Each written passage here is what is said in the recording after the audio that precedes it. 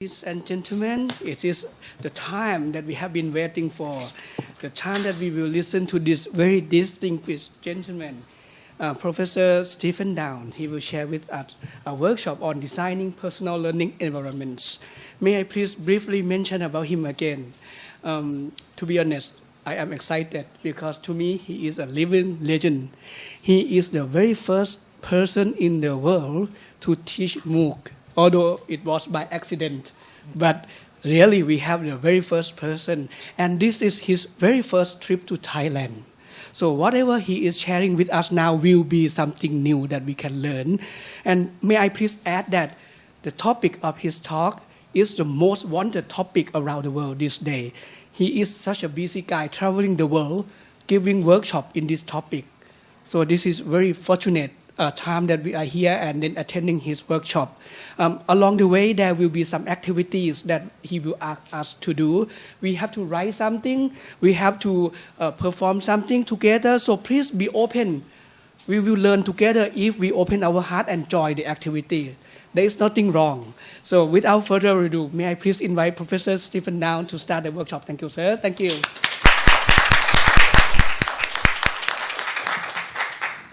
Thank you. Welcome, everyone. We're still, well, as you can see, we are broadcasting live around the world. Maybe. Oh, it says I'm off air. Well, that's no good. Oh, man. Why am I off air? Go on air.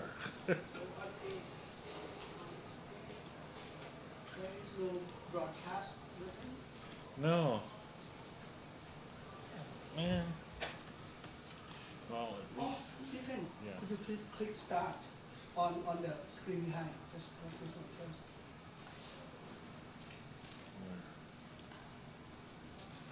Start. Yes, you may have set the time. I didn't plan on it. I will check. Okay. It did it twice to me. Oh, you already in.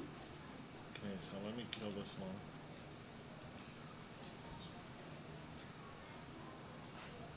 Uh-oh.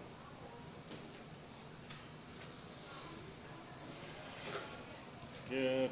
All right, we're getting there. We're getting there. I love Google Hangout, but boy, it's unreliable, and I'm still off air.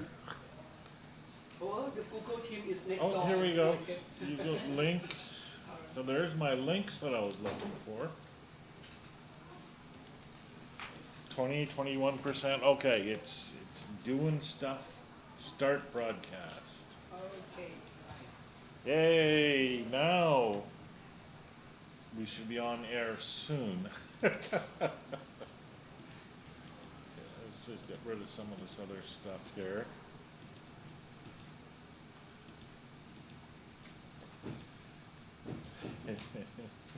Sorry about this, folks. This is life at the cutting edge. This is what happens. Sometimes things work.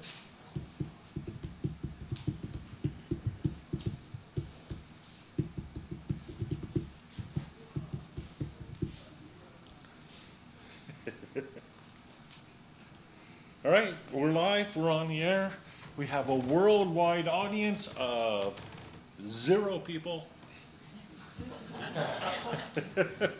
So, but that's okay. Maybe I just tweeted it, so maybe we'll get some people, but yeah, so here's what it would look like. Speak to my, because we're recording on the camera, right? So there we go. They heard this on YouTube. So let's get rid of the multiple versions of me talking. Who watching now? There we go. 3 now. 2, 3 now. And 4 now. all right, I think I can close this without breaking anything. Yeah, there we go. Now, okay, so welcome everyone. 4 viewers. See how fast that happened? That's pretty impressive. So, I'm just going to start up my backup audio recording because it's always good to have a backup. And my backup audio recording, because you can never have too many backups when you're recording. I'm serious. So I'm recording it 3 different ways. They are recording it as well, and maybe one of them will work. Technology. Okay. So we have what I think is a really interesting workshop planned. And as you can see, it's called Developing a Personal Learning Infrastructure. I sometimes say developing or designing a PLE, which stands for Personal Learning Environment. Now, as was mentioned in the introduction, this is a participatory workshop. So you will take part in it as well as me. You will work in groups. You will talk and exchange ideas, and you will come up with ideas so that we can design together our own personal learning infrastructure. And that's the promise of the workshop. The workshop will describe some of the major structures and major protocols for personal learning. You got your phone back, excellent. But as well, it's intended to identify the major tasks that such an environment should perform. And that really is up to you because it's a personal learning environment. So here's the agenda. Normally, this is a full day workshop. So we have to move pretty quickly. So I'm sorry about that. But I think we'll still be pretty good. We've got all the tools that we need here. And thank you to the conference organizers. So we'll begin with introductions. And we'll do that a little bit differently. But we'll get to that. Then I'll talk for a bit about what a personal learning environment is. Then we'll do the first little workshop, which I call the value proposition workshop. Then I'll talk again a little bit about elements of a personal learning environment.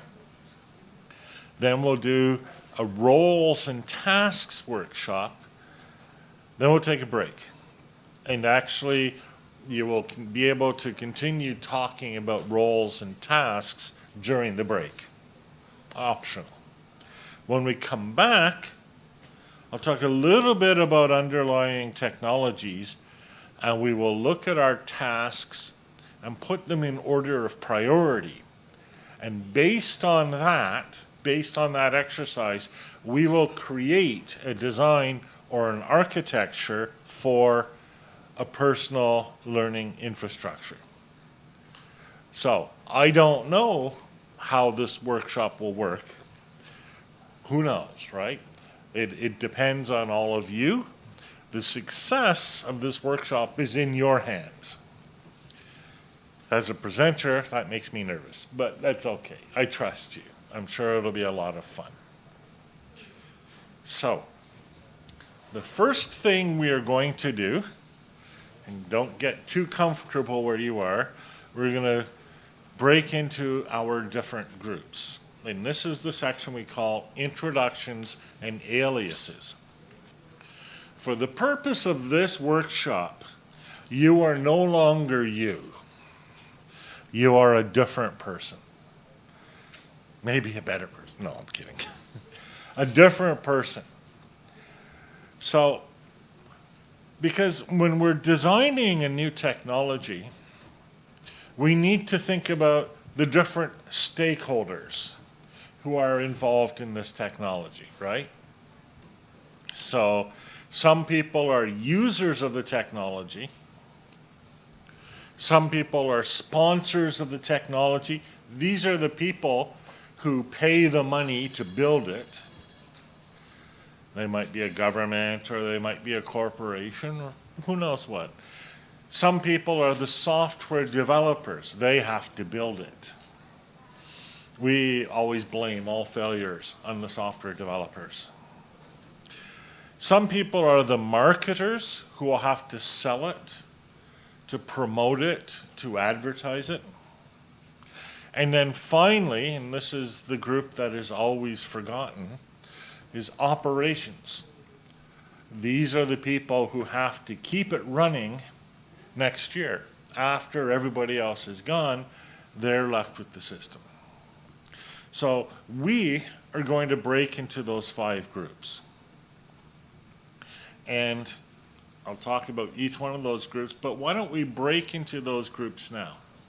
So what I will do is I will give you each a number, and then you will join the group of that number. So everybody's going to move around. It's chaos. Okay? Does that sound good? All right. So,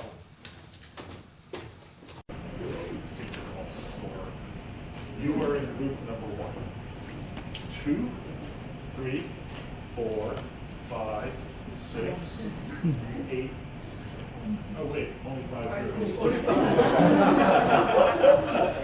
1, 2, 3, 4, 5. 1, 2, 3, 4, 5. 1, 2, 3, 4, 5. 1, 2, 4, 3, 4, 5. 1, 2, 3, 4, 5. 1, 2, 3, 4, 5. 1, 2. Not you? Okay. 3. And the cameraman. 4. And we'll make him 5. Okay. He'll probably float. Okay? So you need to go to your group. So group number 1, gather around here. You might want to move your desk so you can talk together. Group number 2, over here. Number 1. Group number 3 over here. Group number 4 over here in operations. Group number 5, you'll be way in the back and we'll usually forget about you.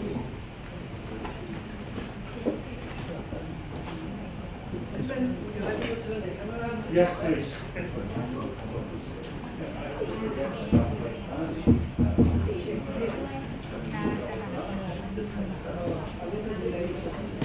Yeah, you are. So, group number 1 is not. There we go. Group number 1 is the users. That's you guys, right? You are the people who actually use the software you're designing. So you need to think about who you are. What kind of person are you? Are you a grocery store clerk looking for a better job, maybe? Are you a person working in a factory who wants to become management? Are you a teacher in a classroom?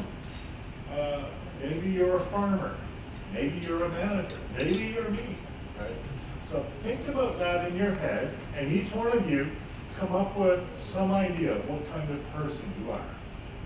Okay? So that's group number 1. Group number 2. You guys, everybody wants to make you happy because you have the money. Right, you say? You are the sponsors of the system. If you don't pay for it, it doesn't exist. They use it, you pay for it. So you need to be thinking about what problem are you trying to solve with this? Why are you spending the money? And you might want to think in different scenarios. You might be a company investing in this system for employees. You might be a college or university administrator, or you might be a government employee or support official or a funder or a foundation or something like that. So think of that, pick a role for yourself, and think about what that role is. So far, so good? Okay. Group number 3. You are the developers. You're the ones who actually make the system. You're software engineers. Congratulations. Nobody thinks you know anything because all you know how to do is software. But you have different jobs that nobody else can do. You design the database. Okay. You create the design of the system, right? You create the platform for the services. I'm trying to be near the microphone, that's why. And maybe I should just put this.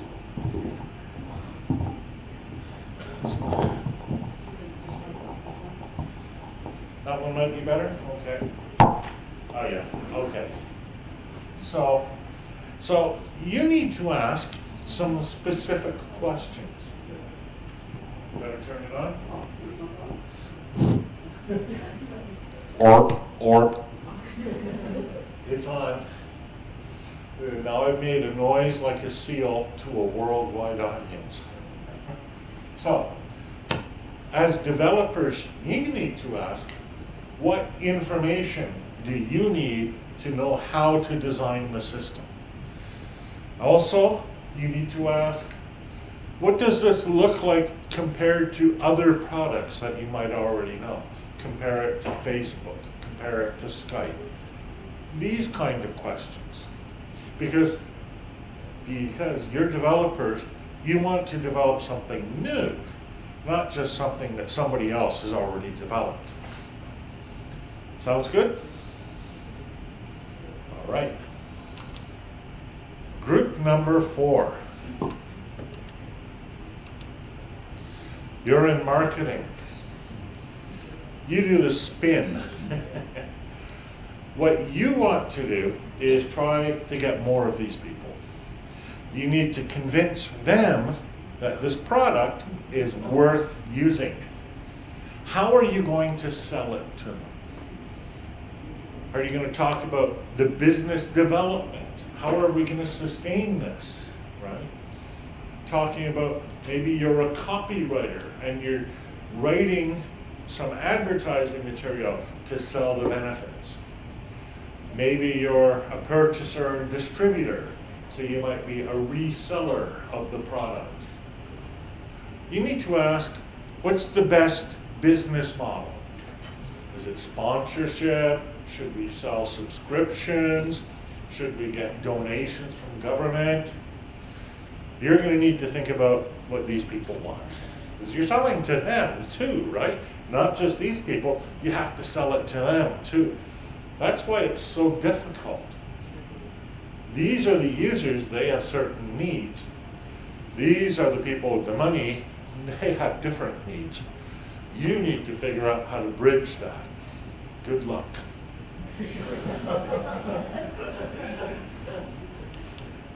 Finally, and I didn't really think much about this because nobody ever does, your operations.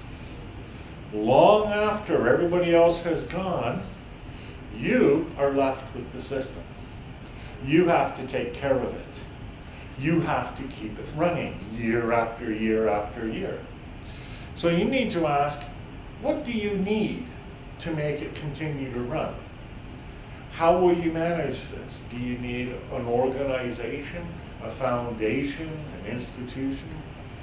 How do you keep the maintenance of the product sustainable? You know, technology changes. operating systems do updates and then your product breaks. Happens to me all the time. And what roles will you need to fill to manage this? So you're thinking about next year, the year after, what are the future needs? So these are all the different roles.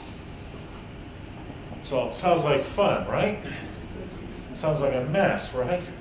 But these are roles that are very typical in any development and design product.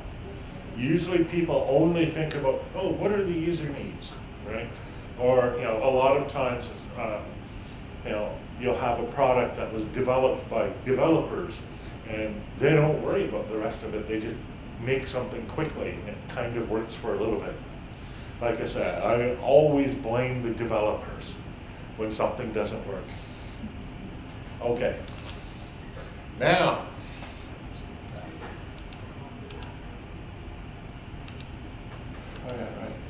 what is it that we're building? What are we going to make? Well, let's consider the question, what is a personal learning environment? This is new technology. This is technology that does not exist yet. That's why we're doing these design workshops. And I've done a number of these now. I did one in Malaysia a few months ago. I did one in Mexico not too long ago. I'm doing one in Boston in 3 days. Same thing. I'm doing one in Berlin. I did one in Berlin last year as well. I'm doing a series of these. So, what is a personal learning environment? Well, the core concept, the core idea is that you want to be able to connect all of your internet resources. So if we look at the screen here, and let's give the video people a look at the screen too. There we go. And sort of hard. Oops. Sorry, video people.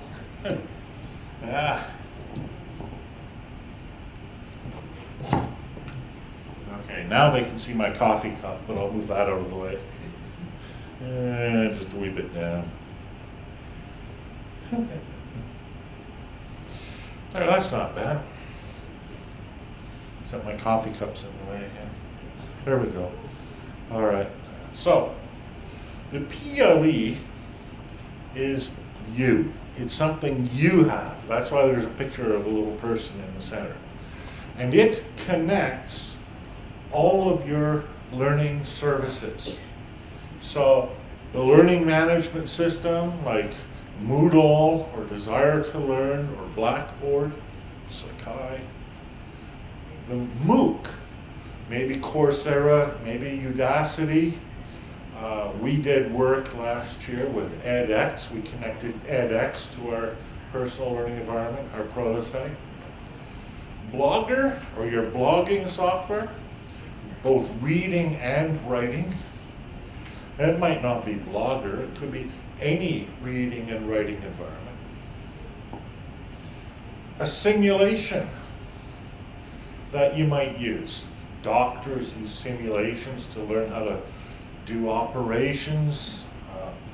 Pilots use simulations. Police use simulations. They plan, how we're going to work together to do some sort of operation. And these can connect to your personal learning environment. Again, in some of our work, we connected something called NeuroTouch, which was a simulation system for neurophysicists. We connected that to our PLE so that they could do their simulation and then get the results back. Or, as well, a chat room or a discussion area or a live online session like this one, maybe through Hangouts on Air. Hopefully it works better than this, but I'm just kidding, of course. Or your corporate intranet. You have one in your own institution if you work at an institution. We do an NRC. It has policy documents on it. It has tools like time entry and customer services and all of that. You want to connect that as well. So that's what it is, right? That's the thing that we're trying to make. So you want to think about the properties of the personal learning environment. You want to think about what kind of thing you want to make. So several questions, and these are just some of the questions that you might ask. You might think of other questions. What information should it record? Should it record everything? I could use, and I'll talk about it in a bit, something called XAPI, Experience API, to collect activity records. Everything I did on a computer, store that. Do I want to do that? Good question. The data that it collects, who owns that data? Can you, oh, okay, there's better. It blanked out for a second. Does that data belong to you? Does it belong to the government? Does it belong to the institution? How do you manage the ownership of that data? That's an important question. What should your personal learning environment actually do? How would it be useful to you? What would you use it for? You might leave this workshop today saying, I don't see how it would be useful at all. That's a fair result. If you conclude it's of no use, that's fine.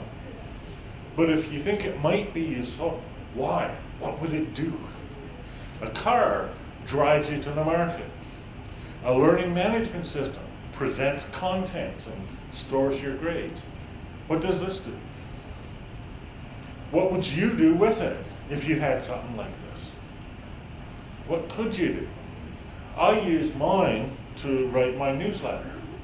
I create a newsletter, I publish it every day, I send it to friends around the world. That's what I do with it. But you might not find that very useful. What would you do with it? Would you do assignments for class? Would you send messages to your friends? Would you ask questions? All different possibilities. And then finally, where would it be? On your computer? On your phone? In the cloud somewhere? Stored inside Facebook or Google? Where do you think it should be? These are all questions to ask. So,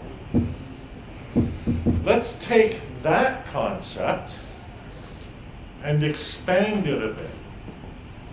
Because, of course, there's not just you in the world.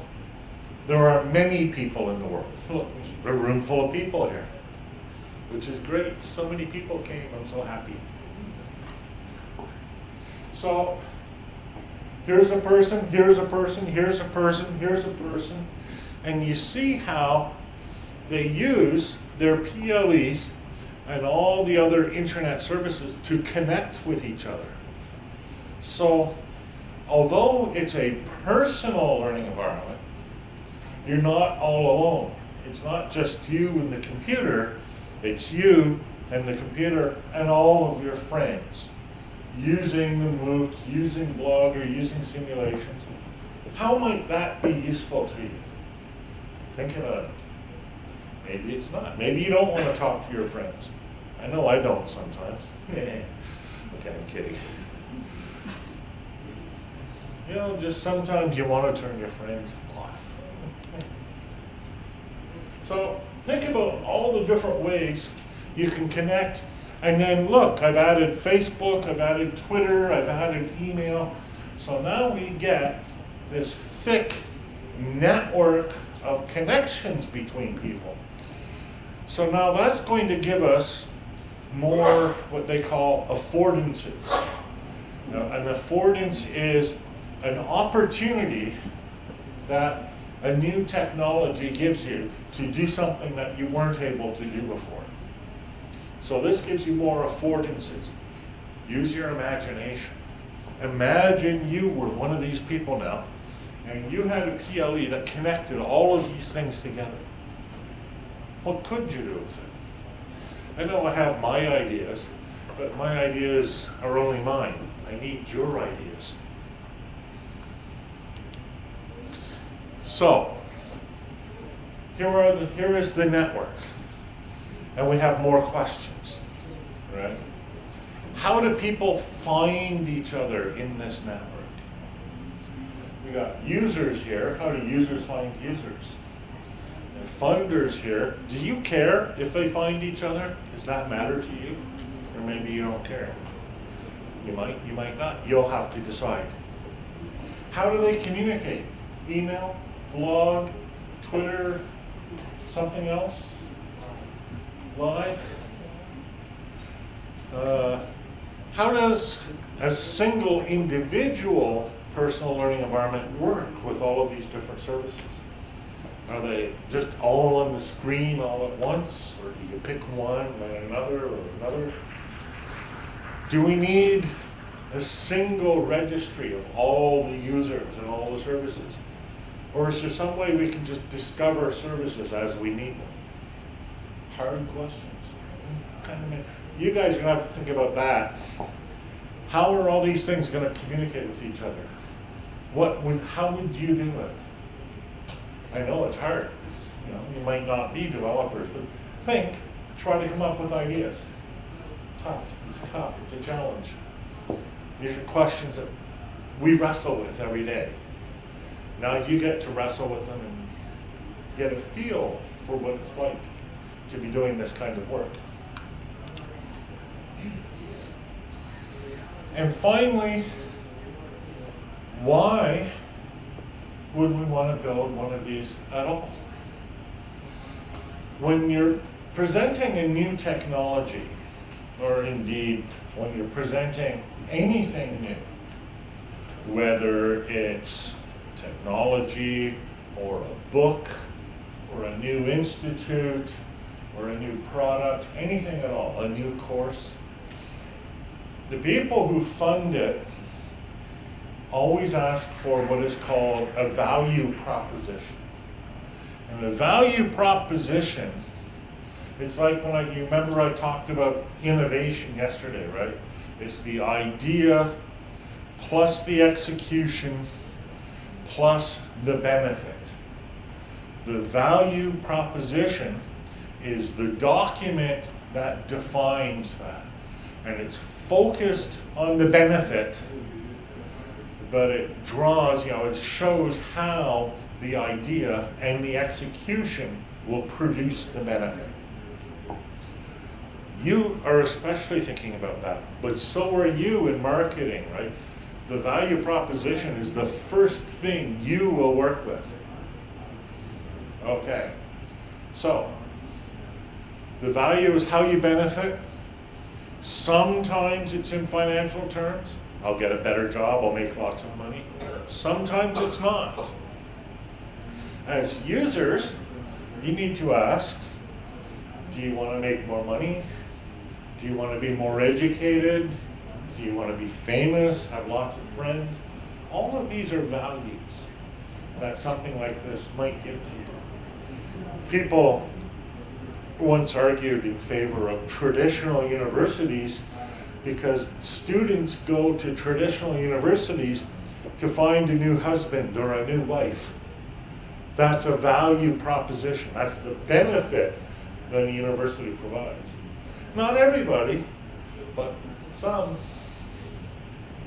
So, value, the benefit can be non-financial, right? It can be satisfaction. It can be happiness. It can be good memories, good times. Those are all part of the value.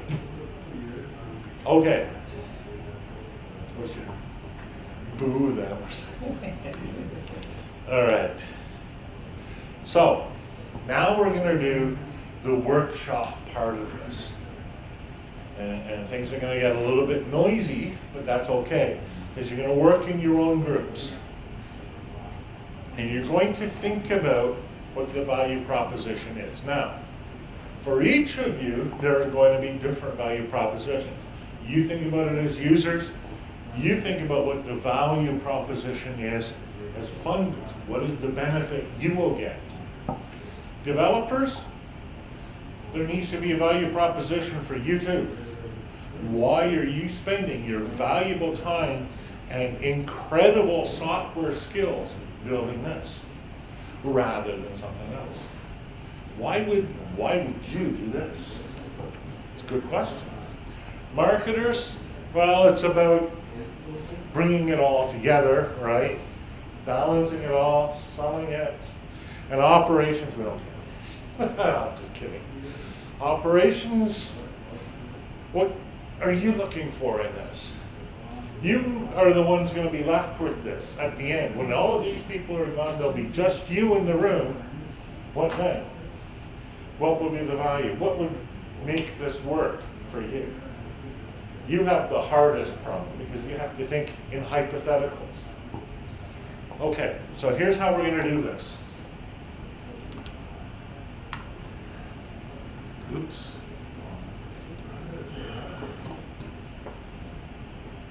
All right. So, in your groups, we're looking here to ask ourselves what the PLE will do and why you want to use one of these, assuming you do. So, for each one of you, so you each use a sheet of paper, and you want to create a document that looks like this. This is your value proposition. This is a really useful document to be thinking about anytime you're proposing something. Not just this, but any project you ever have in the future. So, you always ask, who's it for? Well, it's for these guys. It's also for these guys and these guys, and you know, who's it for? Think about that. What is the need that will be served? So, for example, for students who can't find answers to their problems, for example. The PLE is. Now, that's a sentence that describes what it is that you're creating.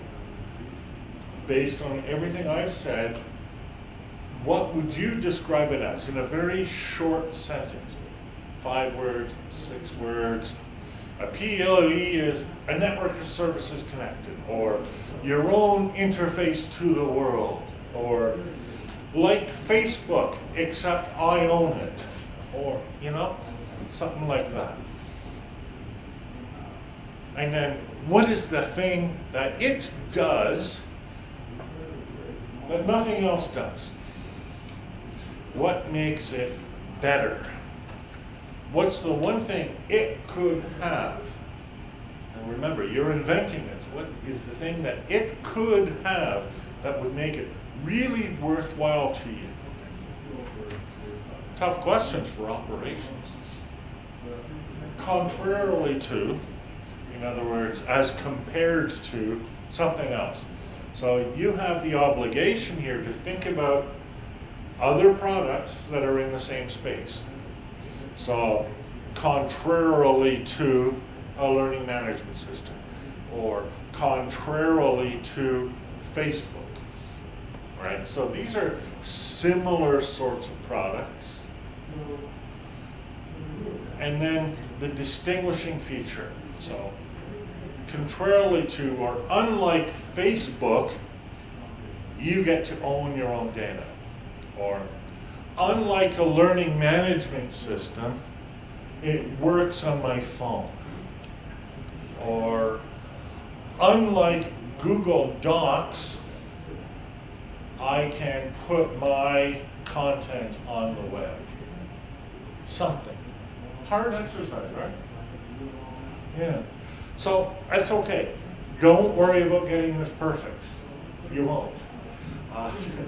I've spent, like one of these, I've spent an entire week writing a single sheet of paper. So I'm giving you 5 minutes to do it. So it's okay. You won't get it perfect. But the main effort, the main point here is to try and to talk among yourselves about that. So let's move to that. So for each of your groups, you want to draft your value proposition and write them down on one of those sheets of paper. So we'll break into our groups now. I'll put the microphone down. And each of your groups, you have two choices. You can create as a group one. That's probably the best way, isn't it? So each group will create one of these value propositions. And then when we come back in 5 minutes, we'll get a sense of what you've created. How does that sound? So, Stephen, Yes. group one, you think about a product. Yeah? Group two, think about how to sponsor a product. Yeah, or why they would sponsor it. Why would they sponsor it? They don't have to be related. No. Okay. No. You be selfish. Right. So you think only about what you need. You think only about what you will pay for, right? You think about only what you will develop. Don't worry about these people. Developers never do. Right? You have to worry about the marketing. All you worry about is next year when nobody else is around. Okay? Go to it.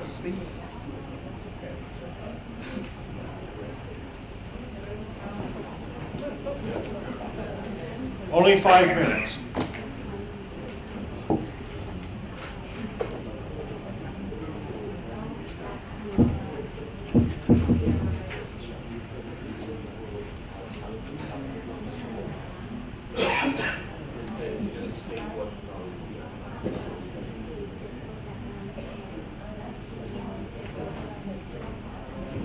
Yes.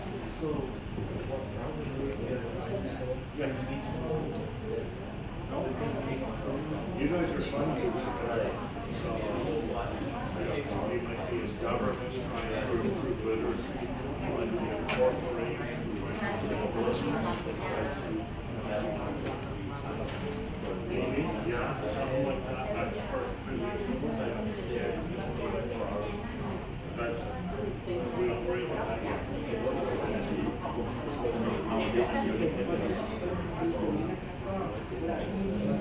So, I'll bring it back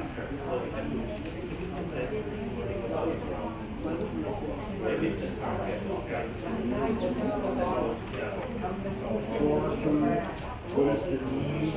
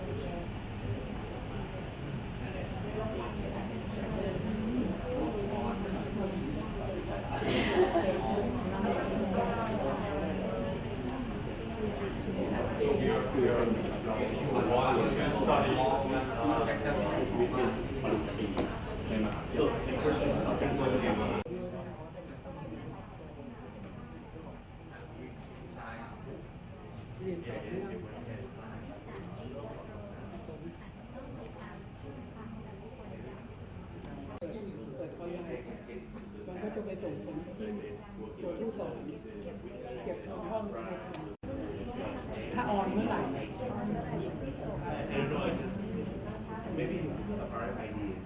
แล้วก็จะมีซัมมารีที่หน่วยหน่วยกลาง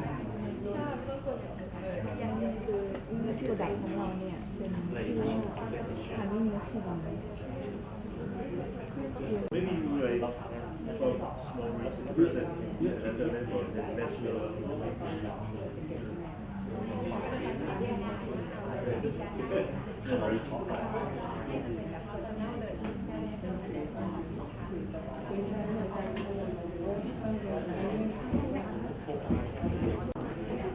everyone. I know I wish I could leave you going for another half hour. Let us resume. Okay.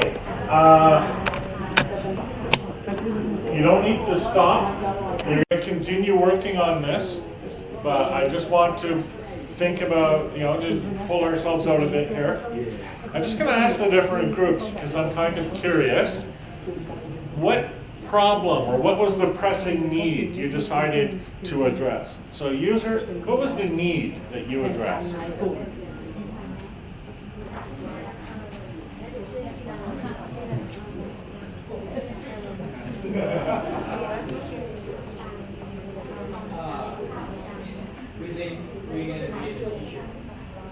You're going to be a teacher? And what problem does the teacher have that you're going to solve here? So the problem is how to teach students online? Or?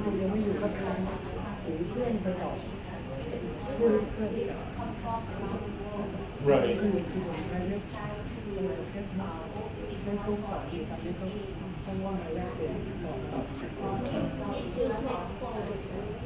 Okay. So it's interesting that when you put it together, you decided to think of yourselves as teachers rather than students. It's sort of funny, eh? And imagine if you were students, what problem would you be solving in this MBA program that you're teaching?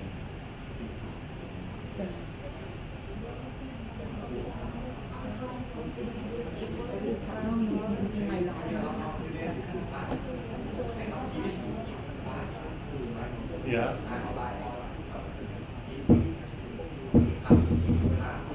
Yeah. How to collaborate, maybe? So you're all over the world.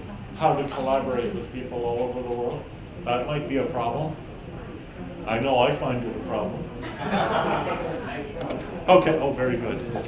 All right, funders, people with the money. We like to solve the problem of the lack of self-motivation in learning. Excellent. So you've seen a problem, self-motivation in learning. You are funders, they're Thai students, you've decided to put some money into this and solve that problem. Excellent. I like that. Okay, developers. As usual, the developers talk to themselves and no one else. I'm kidding, of course. So what sort of problem are you trying to solve by developing this system?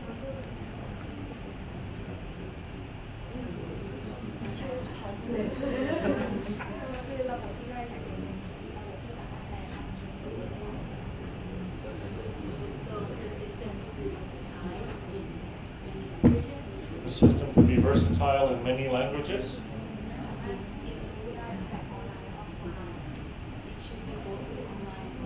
Both online and offline.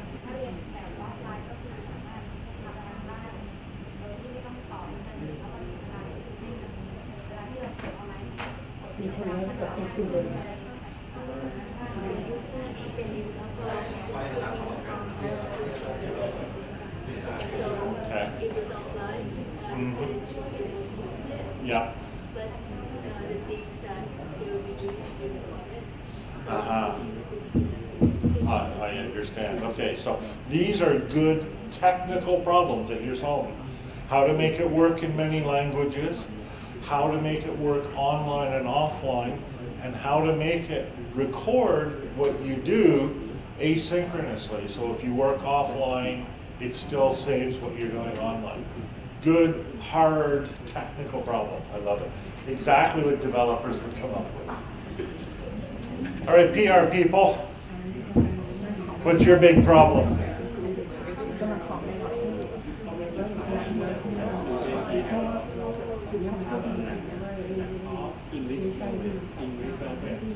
The Thai students have a lack of English progress. So, and that's the problem you want to address with this. Very good. Excellent. We want to create web application about learning English language by your lifestyle. Okay, perfect. And now finally, the operations people, who will have more problems than anyone else. We think to keep it running, we need at least 3 important things. The first is money and resources, and second is staff and staff development. Staff is like admin, technical experts, something like that, Yeah. and staff development such as KM, knowledge management, and Right. training. And also the second thing is systems and regulations. For example, manual guidelines, state standards, and insurance. And the last one is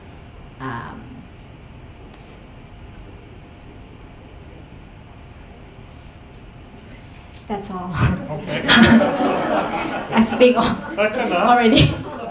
So, one of the things you want to think about is, would this system, the PLE, be better at addressing those problems than some other system, like say a learning management system or Facebook? You see what I mean? How would this system solve those problems? It's a good question. Okay. So, I'm just going to run through this a bit briskly. You're still in your groups, still thinking about this system that we're going to build. Now, I'm going to come at you. I'm like, you know, the president of the company, or I'm like Bill Gates. I've flown in here on my private jet, and I'm going to give you all kinds of ideas. You can accept them, you can reject them, whatever you want. But here are the things that I was thinking of as Bill Gates.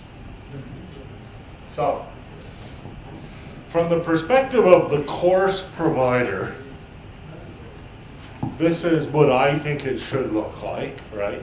So, the course provider will have a website with the course, and it will connect student content, maybe in WordPress or Blogger or photographs or whatever.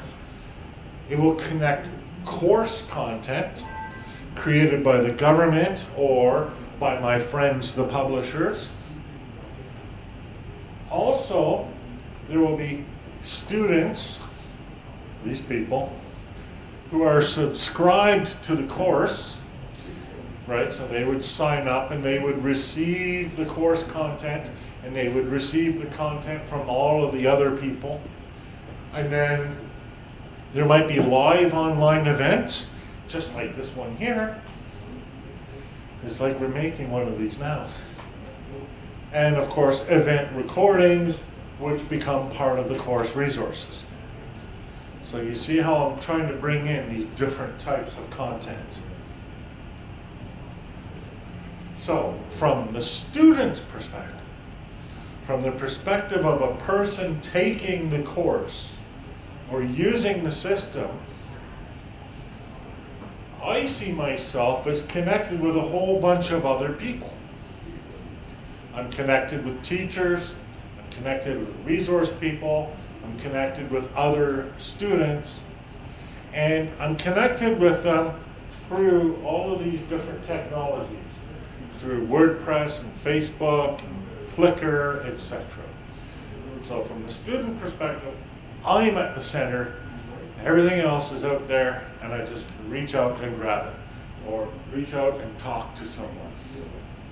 The phone company in Canada once had an advertising campaign. This is for you guys. The advertising campaign was reach out and touch someone. Good campaign, eh? For a phone company?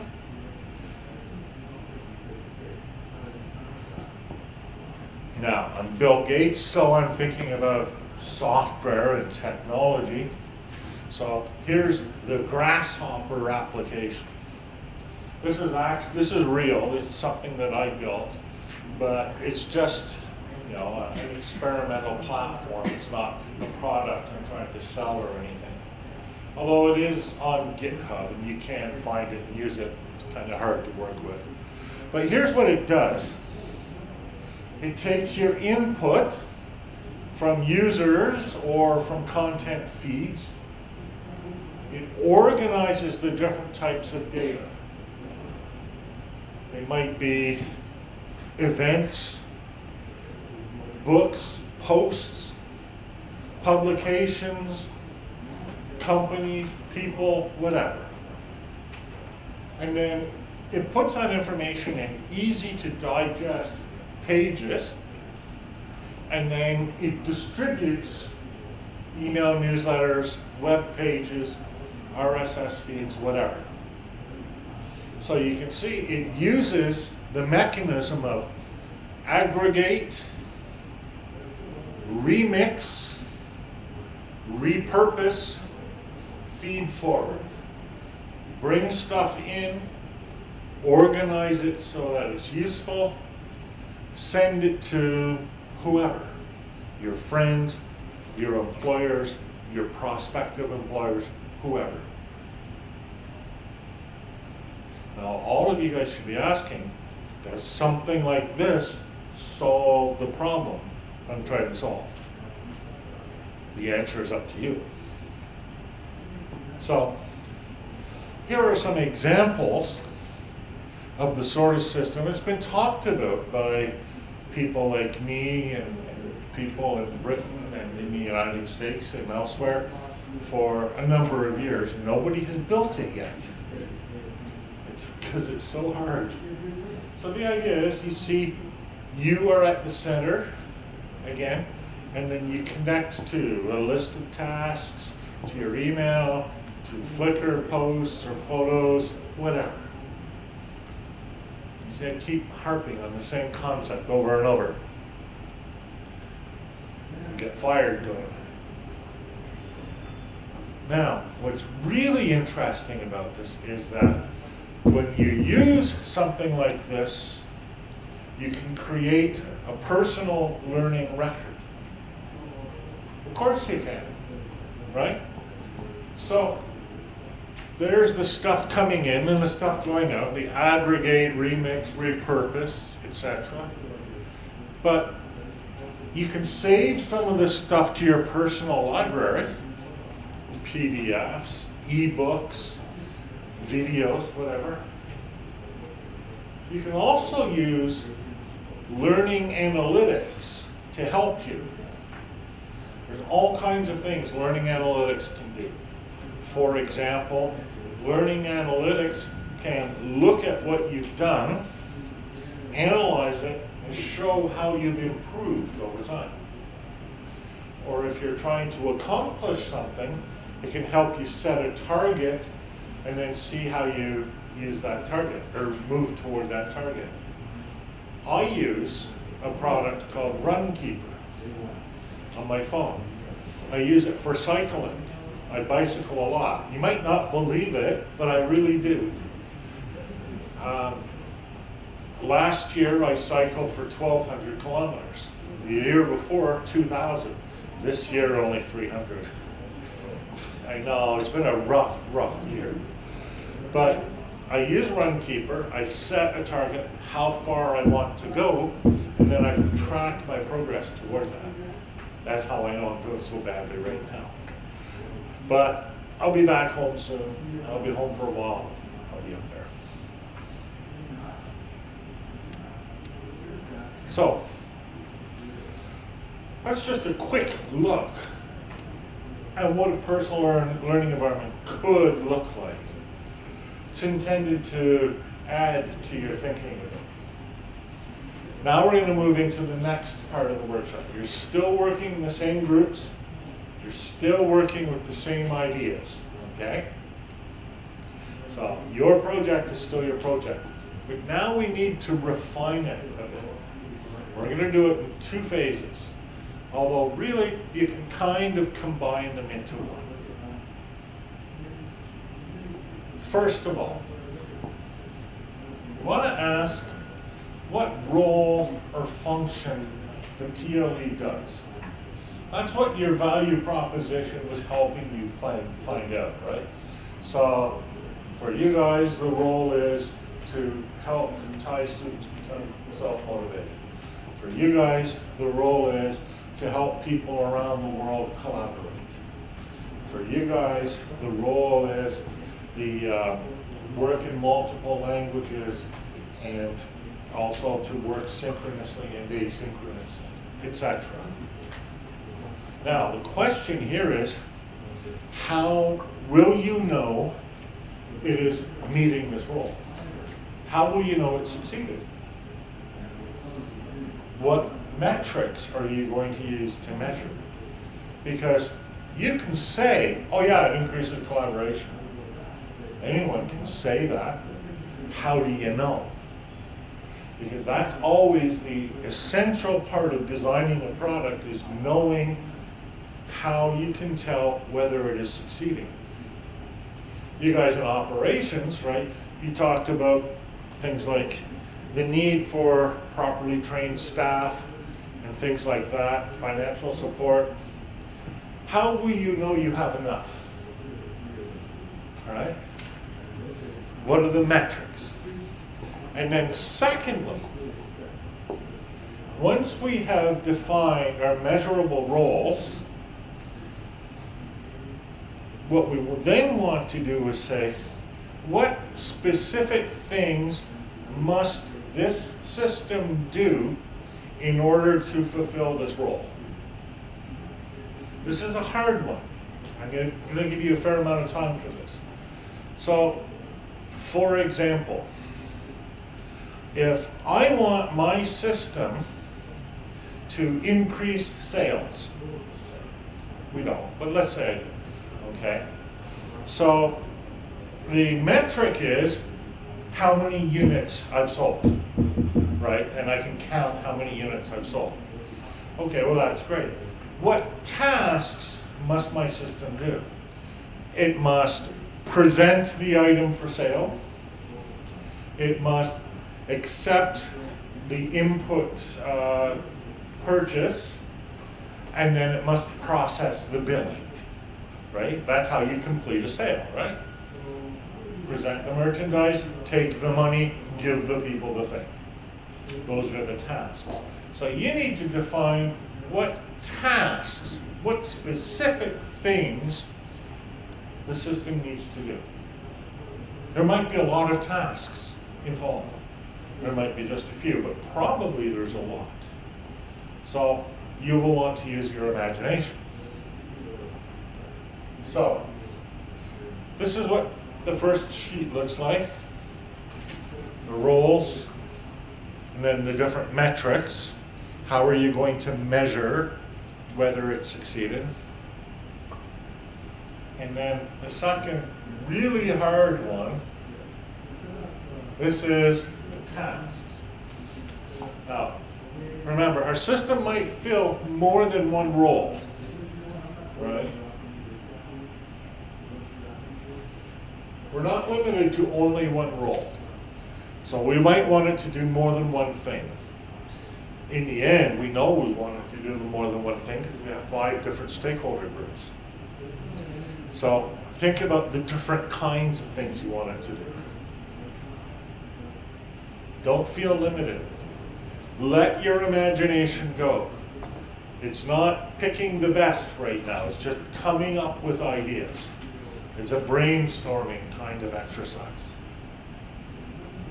Oops.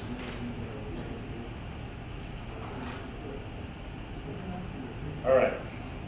So that's what we're going to do now. So take some time. We'll go into our break, because we're just about break time, right? 20 minutes? Okay, so you have now, for the next 20 minutes, take your break, maybe stay in your groups. Have a coffee together. Go off, get away from everything else, get away from me. All right? Think about your product, think about the roles, the metrics, and especially the tasks. You're going to really need those tasks. That's going to play a big role after the break. Think about the specific thing that it will do. Take an order, send a message, clean a hard drive, wash the windows, whatever. Okay? Yeah, go ahead. One example is, for example, a developer. Yeah. What could be a role of a developer? Oh, well, the developer, remember, they're trying to solve a problem, right? So one of the problems that they're trying to solve is how the system can work in multiple languages at the same time. So what is the role of the system? The role of the system is one role, translate from one language to another. Right? So that's the role.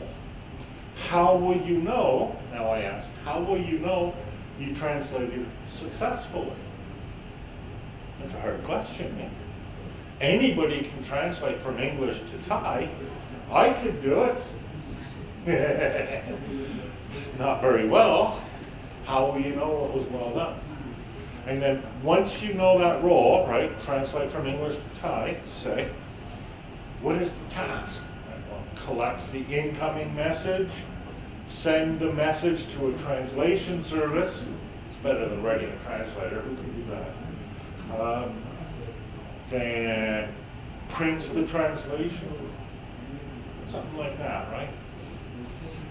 You guys, the operations people, you have a hard task, right? Because you need to give the system roles that make it easier to maintain. So you talked about, for example, having trained staff. Is there a way this system could reduce the need for trained staff? Can you think of tasks that it might do, like print help, or or as well raising money, right? How could what role could the system use to raise money? Could there be an automatic donation button? And then the task would be, ask for a donation, receive a donation, or maybe sell the coins. I don't know. It's up to you. We can be creative. Be creative. It can be anything. Yes, be creative. It's okay. It doesn't have to be right. We will all decide after the break what's right. But for now, be creative. Good? Yeah, I always need to remember doing this workshop. More examples, more examples. Tasks. One task is we can check from the registration, and another task is we can check from how many times that they use in our class. And the second role is how the system help to search the paper. And the one task is we check from a counting from a founding when we search from the system. And another task is a number of a reviewer of each paper. Thank you.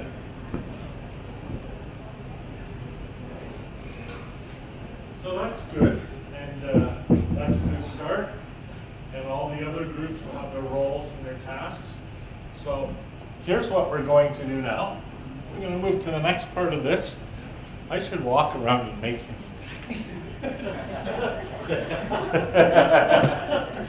I can make him move. I can probably make him go up and down too. Oh, that's too much fun. All right. So, I'm going to talk for a short period, not long, because we have lots of work to do before this finishes. Because we've got lots of the elements. I know we've lost a big part of our PR group. That's too bad. We got lots of the elements of our personal learning environment. And we're going to pull these together and we're going to create our application together as a whole group. And that's going to be noisy and messy and chaotic, but it'll be fun, I hope. So, just just to keep you thinking. And you know, you do not have to stop writing or making tasks. And in fact, while I'm talking, why don't you share these among yourselves?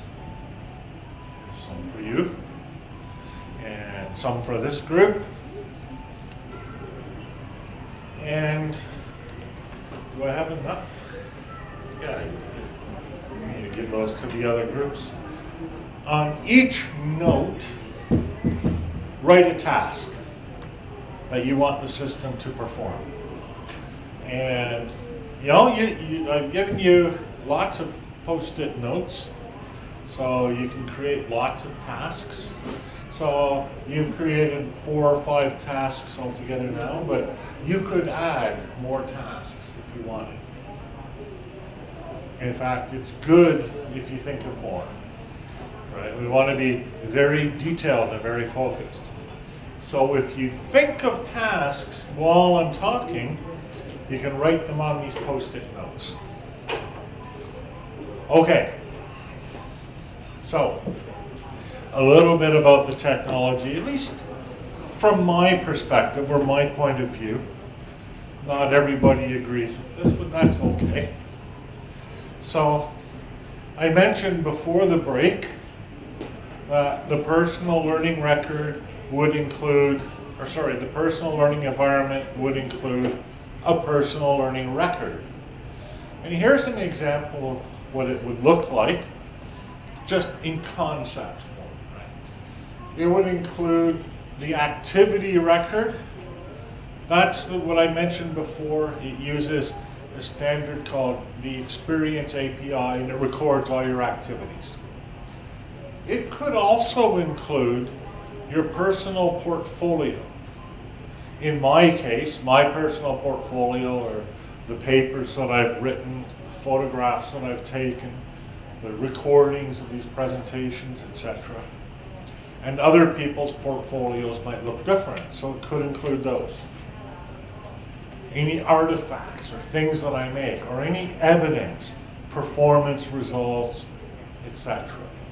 And then finally, badges, certificates, credentials, anything that is evidence of my learning, something that somebody has given me as recognition that I've achieved something in education. So that's a personal learning record. You think about how that might be useful, right? I could use it to apply for a job. I could use it to get into another academic program. I could use it even in my job to be assigned to a different work team or something like that. All kinds of uses.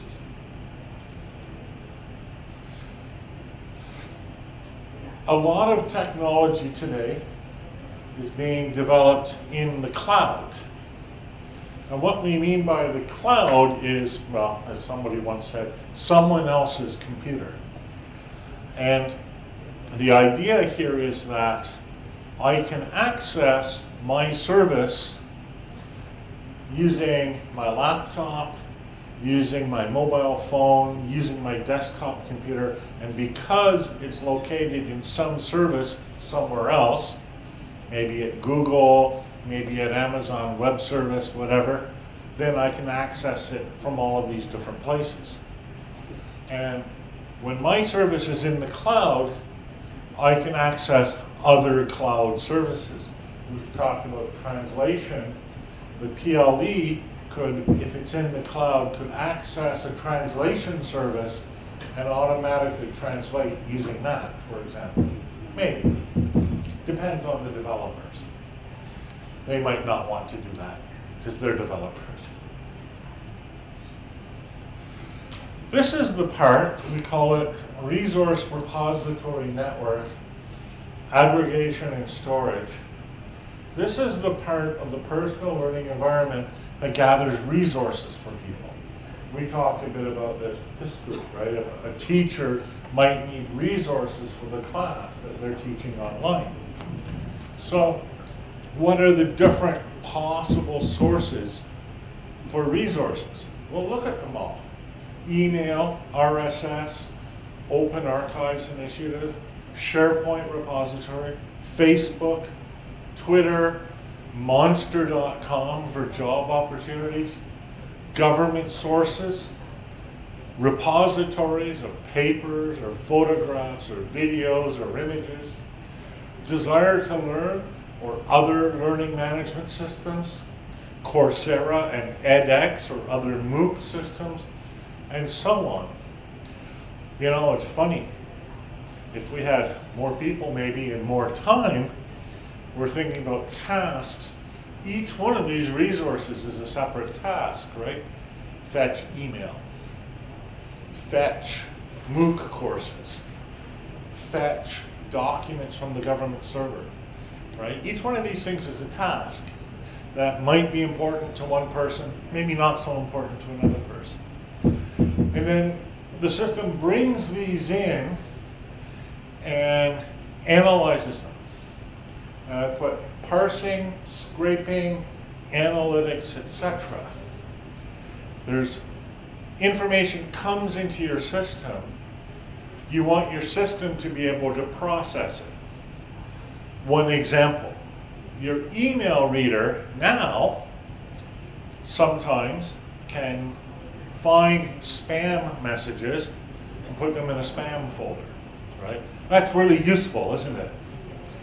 Another thing, your email reader, you can give it a rule and you tell it, take all the emails from my grandmother and put them in my grandmother's folder. Useful.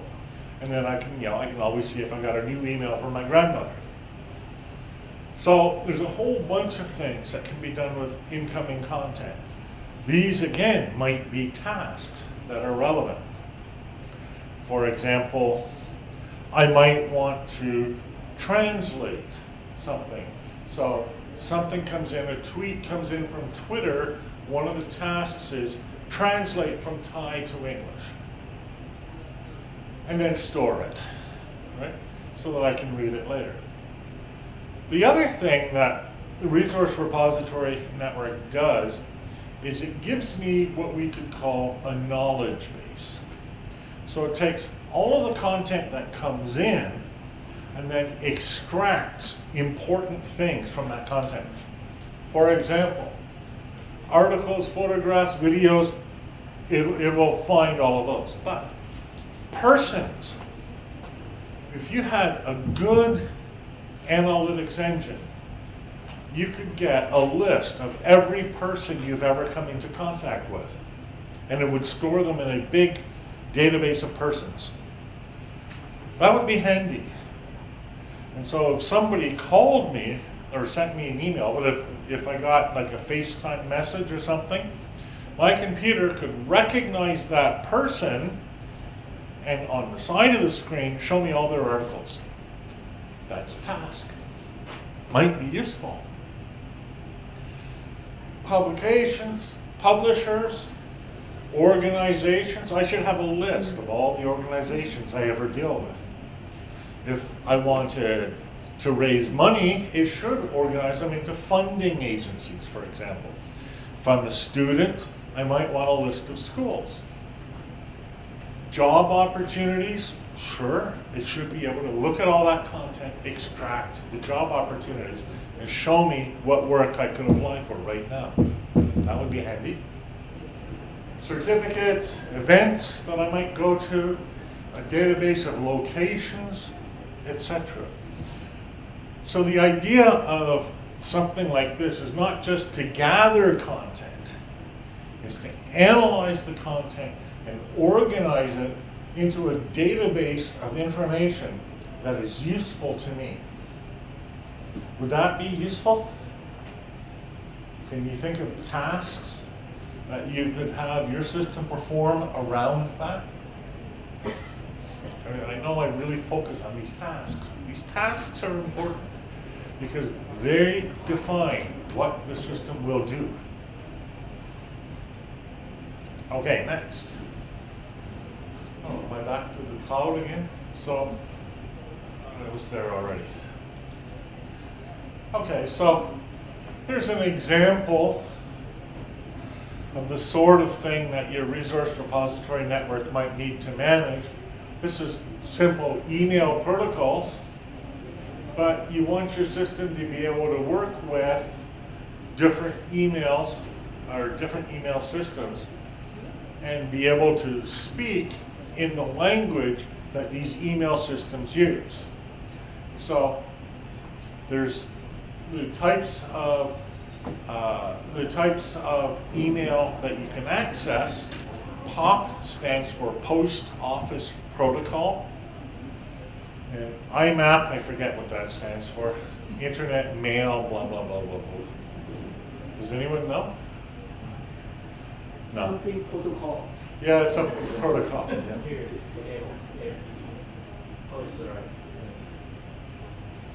Yeah, no problem. And so those are two common types of mailbox. And of course, there's Outlook Exchange mailboxes as well. And then the other one, Simple Mail Transport Protocol. See, I remember two of those. That's not bad. That's a pass.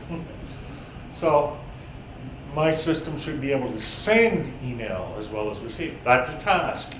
Send an email message to my grandmother saying thank you for her letter. So now my system, I get my system set up, right? My grandmother sends me an email. My system takes the email, puts it in the grandmother folder, then analyzes the email and finds the event that I've been invited to and puts it in my calendar. And then it sends a response to my grandmother saying, thank you for the email. I have put your event in the calendar. I will see you there. And I don't have to do anything except show up on the right day. For me, that's sometimes a challenge, but you can't have the system do everything. RSS stands for Rich Site Summary. RSS has been around since 1998. It is really useful. What it is a system that allows you to represent the contents of a newspaper or a magazine or a blog, anything that publishes articles on a regular basis, a podcast, and it puts them in code like this so that another computer can access this, read it, and understand the contents. So I use RSS all the time. People ask me, how do you learn? How do you keep up? Because, you know, I know lots of stuff about this field, but I use RSS. I have an RSS reader, and so it allows me to follow hundreds of different periodicals, websites, institutions, etc. And it gets me everything that they've published today. So on any given day, I have a list of everything that was produced today. Very handy. And so I just read through the list. I pick out the things that are interesting to me, and I dig deeper into the things that are really interesting to me. RSS makes that possible.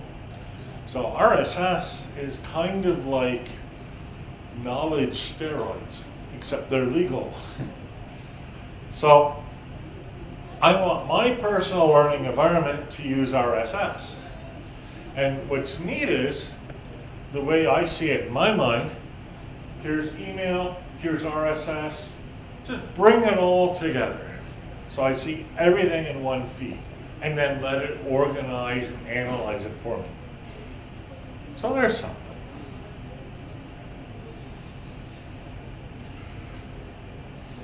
These are protocols that talk about how one computer program talks to another computer program. So the letters API stand for Application Programming Interface. And so, for example, if I went to a travel agent site, the travel agent site will say, Air Canada has a flight to Boston. Are you interested? And I'll say, yes, I am interested. Behind the scenes, the travel agent site will connect to Air Canada and book the reservation and then get the details for me. The travel agent site uses an API to connect to the Air Canada site. How does it do that? Well, that's what these other things are for. REST and JSON. REST stands for Representational State Transfer, I think. Something like that. But the idea is that it's a representation of an internal computer state. JSON stands for JavaScript Object Notation, and that's the actual code that the representation will be sent in. I know, it's alphabet soup, right? You don't need to remember all of this. The main thing you need to know is that one computer program can send a message to another computer program and get a reply back. If you ever log on to a website, and I don't want to say it that way, if you ever use Facebook and you have one of those applications in Facebook, like Farmville or something like that, maybe not Farmville, it's a bad example, Words with Friends or whatever. So here's Facebook, here's Words with Friends.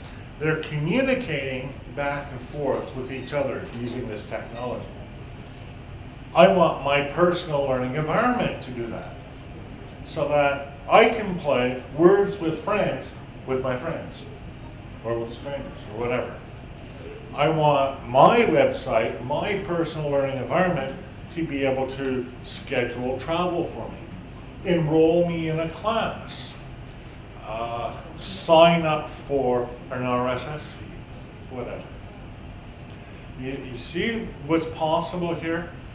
My personal learning environment could connect to all kinds of different programs and different services and get whatever service that I wanted.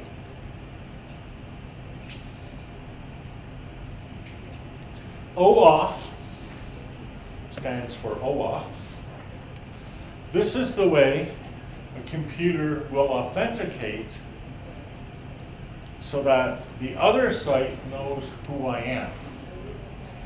If, for example, you go to a website and it says, sign up using Facebook, right? And then you'll get a little pop-up screen that says, this site wants to know your contacts, your schedule, your posts, etc. This is OAuth that's doing this. And what it's doing is, it's communicating with Facebook. It's using your Facebook sign-in as the proof that you are who you are, and then it's asking Facebook to send you information. And you are giving it permission, giving Facebook permission to do that. So that's a really useful thing. The thing here is that what this does is it preserves identity across different services. And that's really important.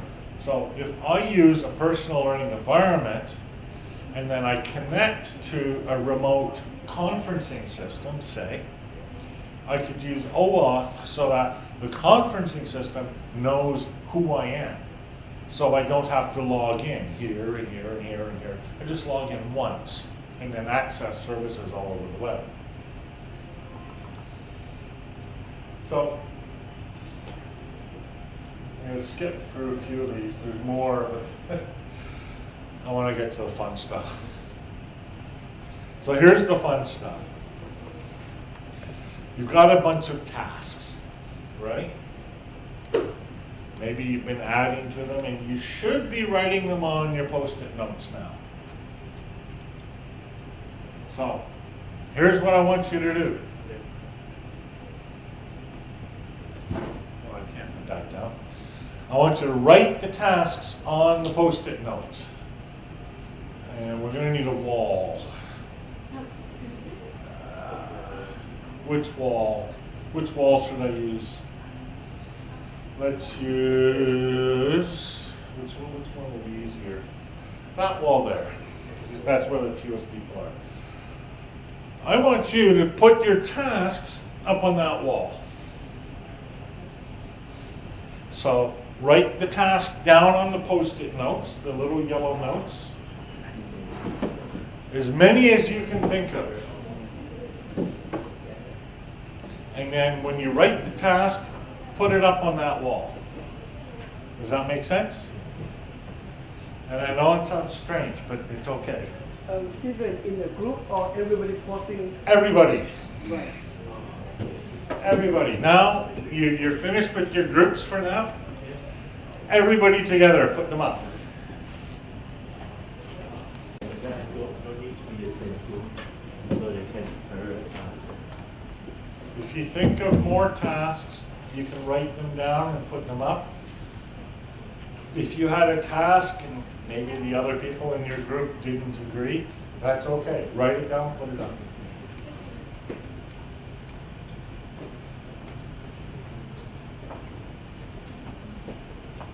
More tasks, more tasks.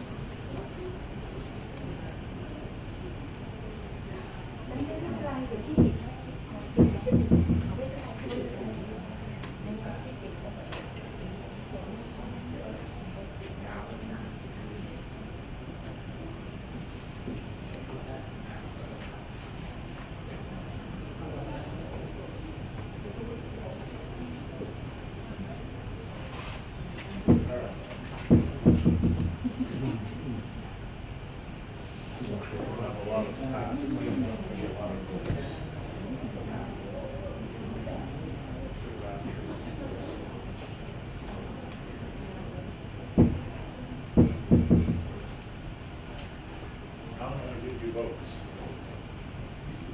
You're each going to get 3 votes.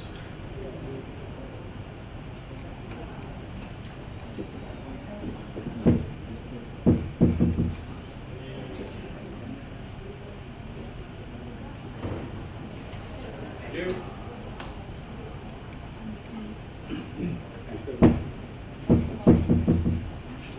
Yes, definitely. 3 votes, 3 votes.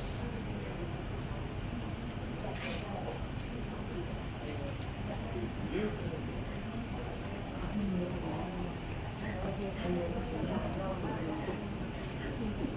When you get your votes,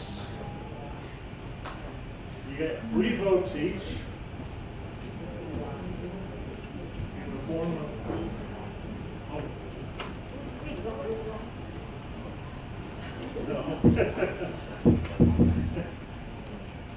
So, normally there would be more tasks, but that's okay. So, take your votes and look at the list of tasks and vote for the ones you think are most important. So, you can use your 3 stickers any way you want. You can give one task 3 stickers. You can spread them out for the you can give 1 sticker to each, to 3 different tasks, however you want to vote. Yeah, now.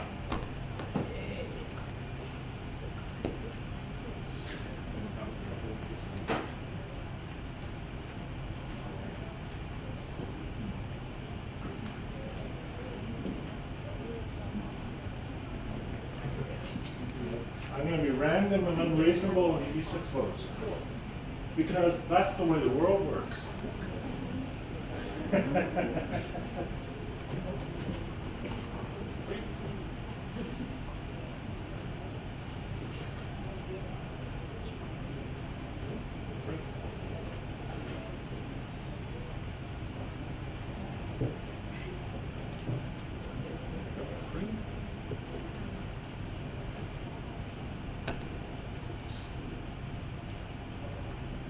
You. 3 for you. Anyone else? Here we go. Want some votes? No? You sure? Camera people want some votes? No. You don't know? Okay. Votes, votes, votes.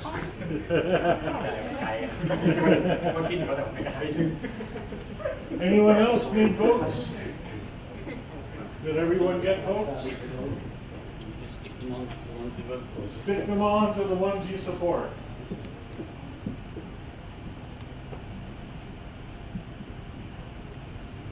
You can lobby your friends.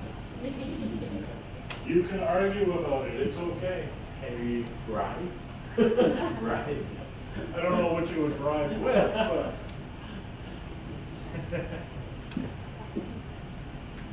Or even I can see people buying more. Yeah.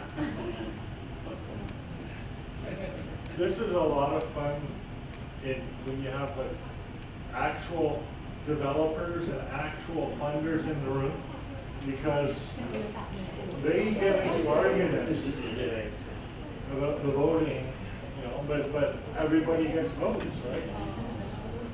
So, and it has to be because there's these people and these people, and you know, you have this number of people in the room. You need to represent all those interests, otherwise your software won't work. So the idea is we're taking diverse perspectives and bringing them together into a single image. It's the only way to do it.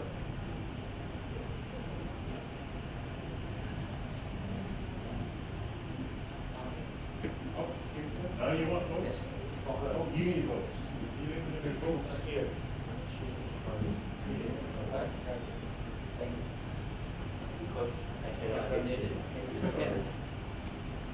Giving your votes away. You can give your votes to other people. No requirement that you use them yourself. Oh, that's what got a lot of car. The bottom one. We're popular. I don't know what's on any of those passes. So this will be. Oh, this also slides here.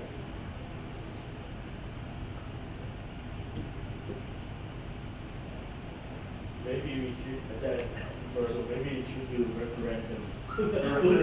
You try it at the moment. But you notice what's interesting about this, right? We're making many small decisions rather than one big question, right? And that's the difference. When you make many small decisions, you're not trying to decide what the overall thing is, because it's impossible to define. But the overall thing will emerge from the process. And it really does work. I've done this in different ways with different groups. I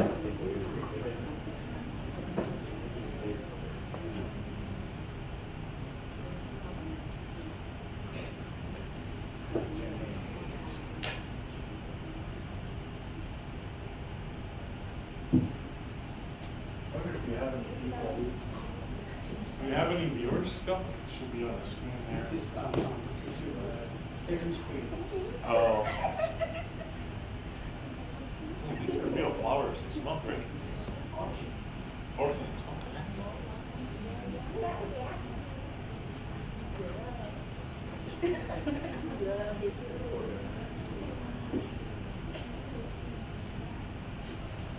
It's always a strategic decision, right? Do I go first or do I go last? There are 3 viewers. 20? 3. Oh, 3.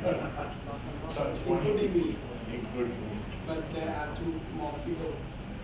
Find 2 other people. Find 2 other people. Well, it's the middle of the night where I live. This is the orchid that Stephen just mentioned earlier. This is real. Oh, nice.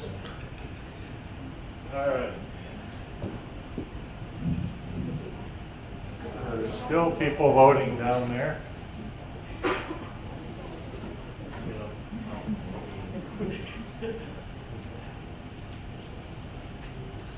See, I think these hearts were a great idea. They're better than dots.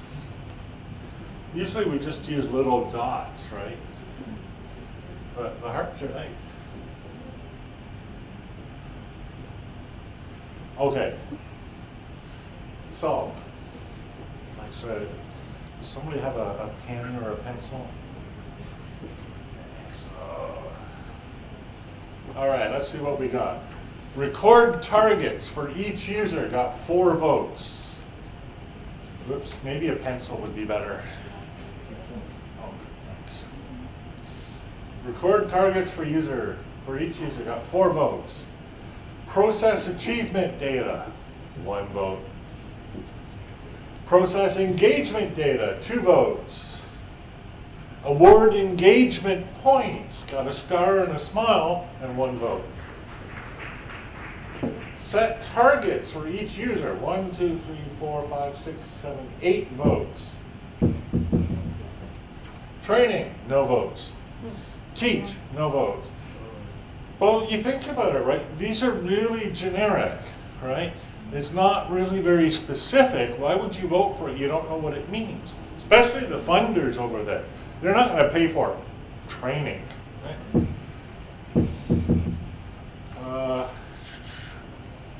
What is that? Create e-contents and publish to the internet. 1 vote.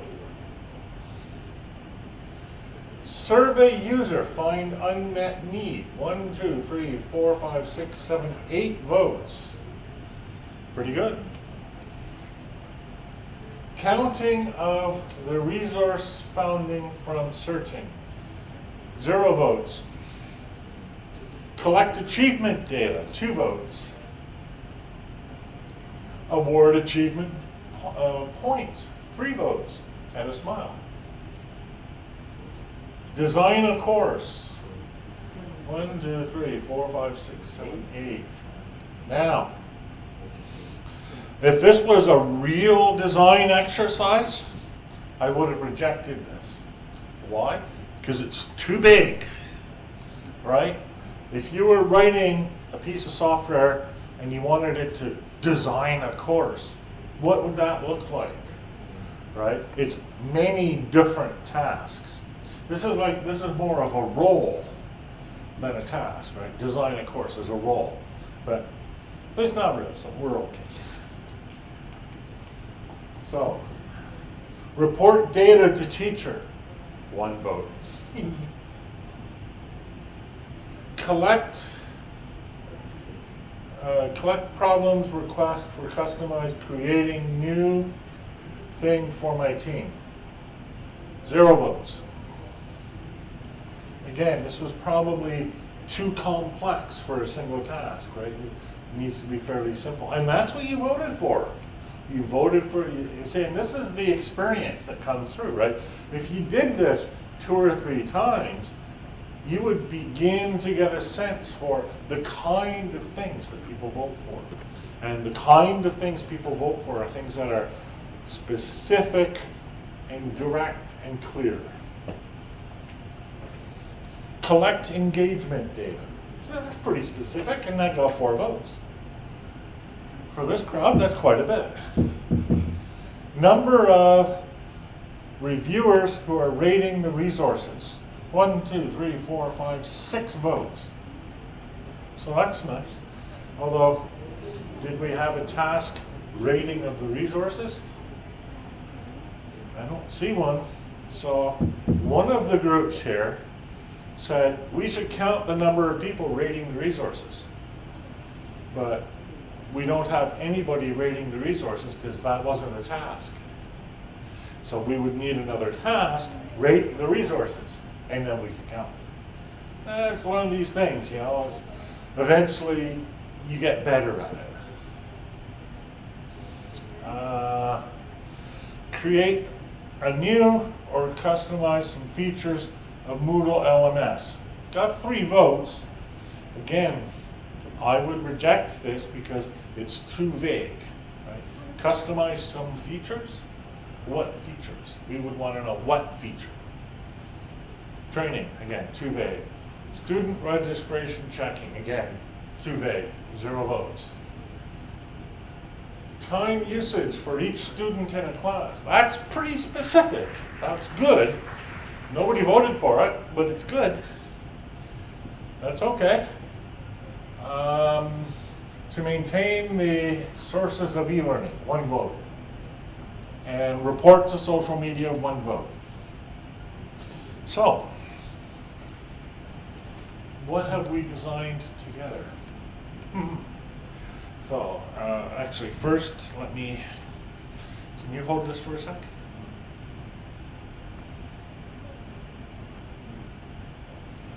I've done this workshop in the past, and I always forget to take the picture.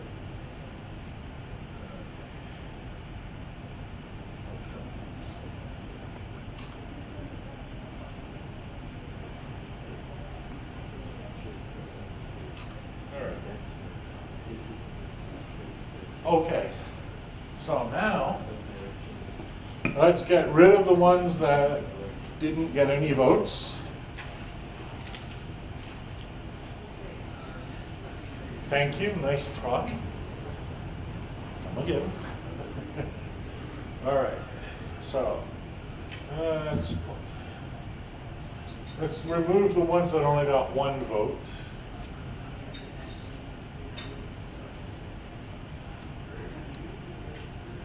So this is what we have left. So we got this one with only 2 votes. Well, we got a few with only 2. I think we're good with this. See, your votes counted, right? So now let's look at what we've got. Because this is what all of you decided together should be our personal learning environment. It is going to be something that sets a target for each user. That was really important. And in fact, I'm going to take that. And I'm going to organize these slides, or these post-its, as follows. You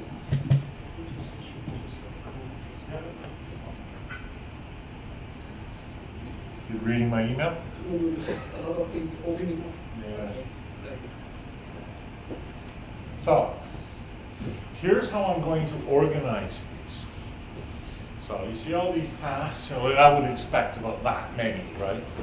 So, I'm going to organize them like a graph. Across the top is the user time. If you were using this software, what would you use first? What would you use next? What would you use next? If it was email, for example, first you read the email, then you reply to the email.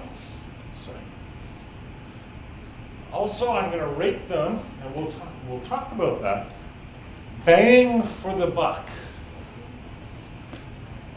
It's a hard concept, but what it means basically is how much of an impact you can get as compared to the effort it takes to create it. So, for example, an automated translation system would be really powerful, but it's really hard to create. So, bang for the buck, it's really expensive, so it's lower. But something that, well, like this, for example, set targets for each user. Easy to do, right? We could program that fairly simply. My run keeper is like, how many kilometers are you going to cycle? I type in a number. Really easy. But I get a lot of benefit from it, don't I? Because by setting a target, that frames all of my learning. So this is high bang for the buck. So, tough concepts. But that's how I'm going to do it here. So, this axis here, this is my user time. And this axis here is my bang for the buck. So, set targets for each user. They will begin with targets, and there's a lot of bang for the buck. It's going to go up here. Now let's look at another one. Collect engagement data. Well, I'm going to do that after things, right? So it's going to come over here somewhere. How useful do you think this is? Is it useful? Pretty useful. Is it hard to do this or easy to do this? Easy. You just keep the record. Yeah, to keep the record. Anytime you do something. So lots of bang for the buck. So this goes near the end of the process. Okay, doing okay. Collect achievement data. Well, that's similar to collect engagement data. It's a bit harder to do though, right? Because we're not just measuring engagement, we're measuring achievement against a standard. It's a little bit harder, not a lot harder. So I'll put it here. Okay. Record targets for each user. Well, set target, record targets. Well, probably not as high up, but I guess it's pretty important. All right. Create a new or customize some feature of Moodle LMS. So this is really vague. So it's very hard to do. So I'm going to put it down here. Hard to do. So low bang for the buck. Low value for money. You guys should care about that, the funders. Okay. Number of reviewers who are rating the resources. So now this is again collecting engagement data. It's kind of in the collecting engagement. How important is this? It's got 6 hearts. Is it high bang for the buck or low bang for the buck? What do you think?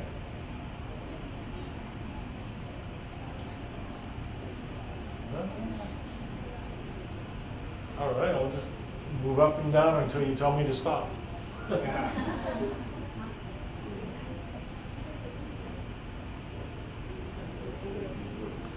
I'm going to keep doing this until you tell me. I can do this all day. Should it be higher? How many of you think it should be higher? Higher? All right, I'll put it here. Boy, what a group. All right, oh, we already did that. Design a course.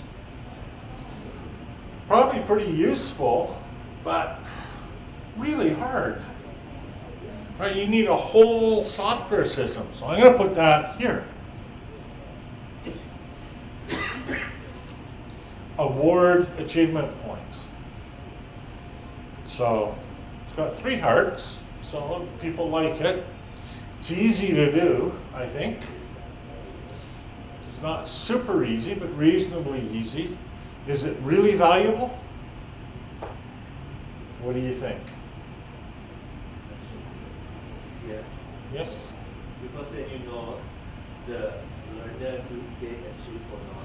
Okay, that's a good point. Let's put it up here then.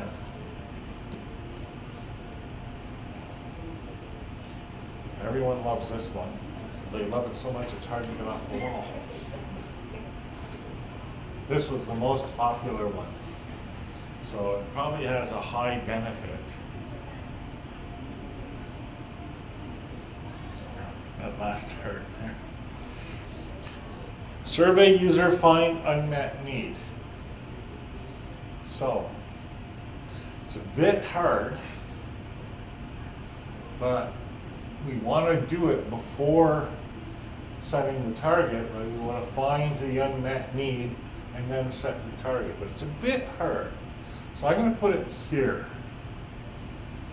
All right. And I'll move these over a bit just to indicate that they come later. Okay. And finally, process engagement data. I'm not sure what that means, but it's got two hearts. It's going to come after collecting achievement data, has to, right? But it's a bit harder. So put it down here. And so I'll just put this here. Okay. And I'll put this here. Okay. So, normally, we would probably have more of these, right? The task creation exercise in one of these workshops is you try to generate a lot of tasks. So, I should have given you better examples. But still, we still have the process here and it still worked. So, let's look at what we have. Look at this top row. Okay? These are the things that have a high bang for the buck. What that means is they're easy to do and we get the greatest result from them. And they're organized in order of when the user would use them. So we have a nice logical progression here, right? Set targets, record targets, award achievement points, collect engagement data. So that's pretty logical, right? So this top row is what we call the minimal viable product. And what that means is this is the fastest and shortest and easiest way to get a good result out of our design process.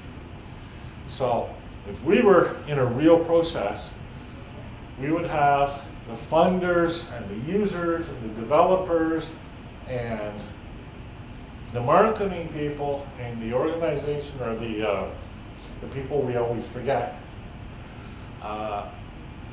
generally agreed that this is the way to go. We're not going to be creating long-term problems because that would push it down. We're not going to be doing things of low value because that would push it down. So the top row is what we would develop first. Version 1.0 of our product.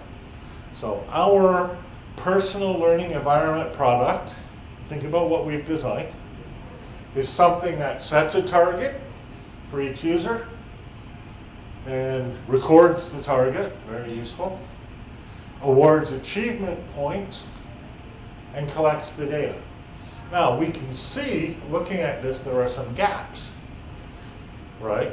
We've set targets, but we have no process for actually doing the thing we've set the target for, right? So we would have to go through a second round of this to fill in the gaps.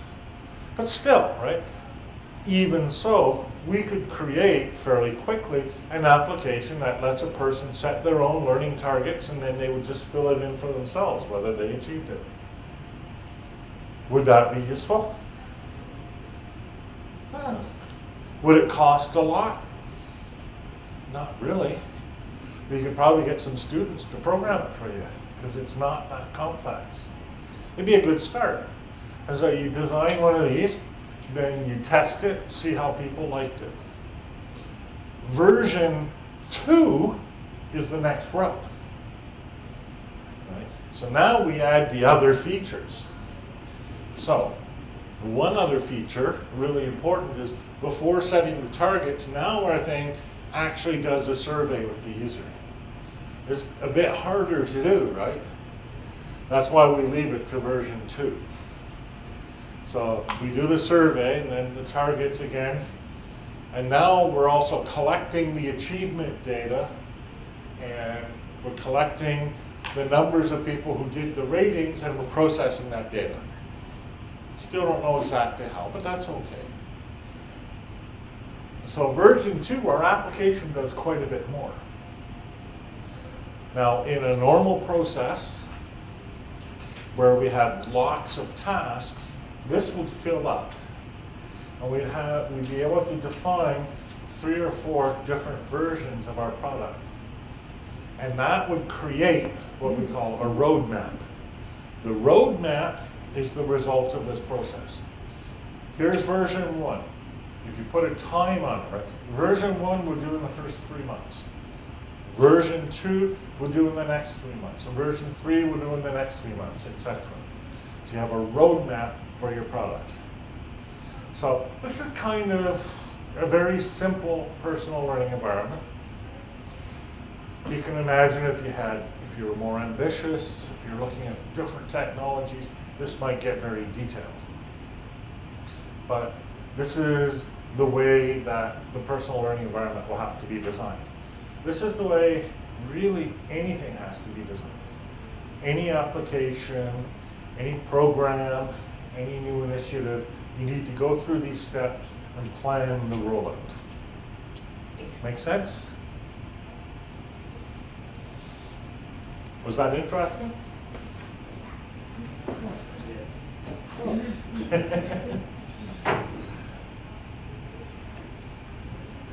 So the results are what we had up there, and that's it.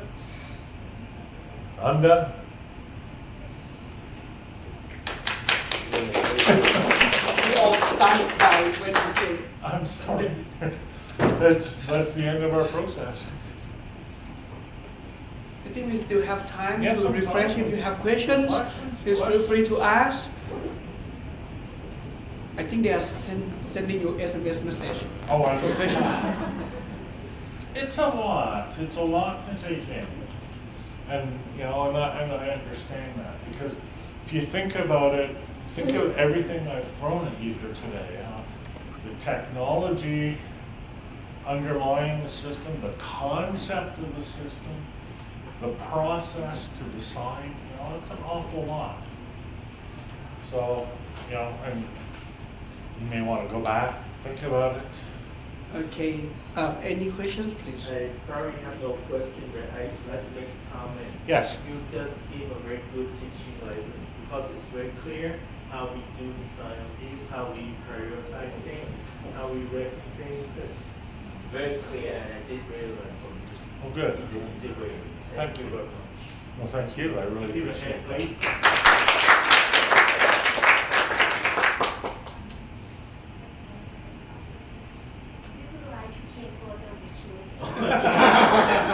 Okay. That let's make it at the end. If there are no more questions, no, then on behalf of Thailand Cyber University Project, the committee member would like to sincerely thank you, Professor Stephen Dow, so much for coming and sharing his valuable experience. So one more time, a big hand.